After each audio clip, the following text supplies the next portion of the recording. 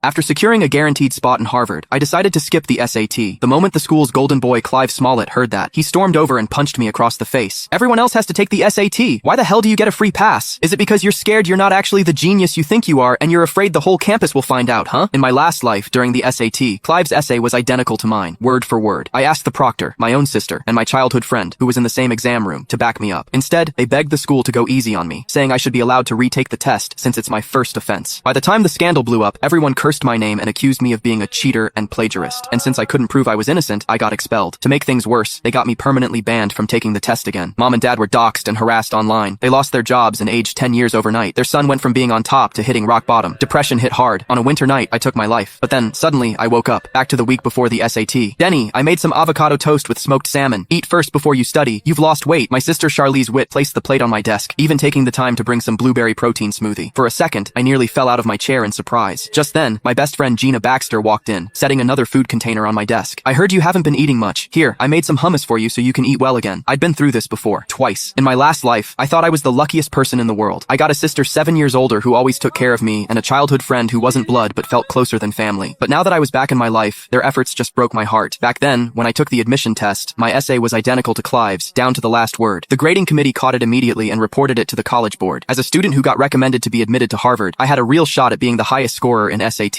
But the moment this incident broke, I was caught in a storm of public opinion. I begged Charlize, who was my proctor then, and Gina, who took the exam in the same room, to help me clear my name, but they refused. My sister even apologized on my behalf, asking Peyton College Preparatory High School to let me repeat the year instead of kicking me out since the academic dishonesty was my first offense. The incident sparked an uproar online. I was like, wow, he had the nerve to cheat, and then, turns out, his own sister was the proctor. That's basically an inside job, right? Exactly. Cheaters like this guy should be banned from taking the SAT forever. It's only fair to everyone. Absolutely. He wants to retake the exam? Dream on. With all the backlash, the school shut down Charlize's request. Not long after, the exam results were released. I, the school's top student, barely scraped past 200 points. Meanwhile, Clive, the guy who always ranked at the bottom, miraculously became the state's top scorer in SAT. His essay was even published as a model answer, praised by teachers across the state. And just like that, he became the revered genius scholar. And I became a cheater and plagiarist. Due to the severity of the misconduct, I was permanently banned from taking the exam. The school also refused to issue my high school diploma. Without a degree, my only option was to be a delivery guy. But customers would dump their orders on me and leave bad reviews just for fun. Because of me, my parents lost their jobs. The stress broke them. To pay their medical bills, I took a warehouse job sorting packages. Unfortunately, within days, my boss recognized me. He refused to pay me and even threw me out onto the street. With no money and hope left, I lost all reason to keep going. On a snowy night, in complete despair, I plunged into a lake on the verge of freezing over. But when I opened my eyes again, I found myself back in the week leading up to my college entrance exams. Staring at my sister, who was meticulously helping me prepare, and my childhood friend, who was eagerly trying to nourish me back to health, I felt a mix of emotions.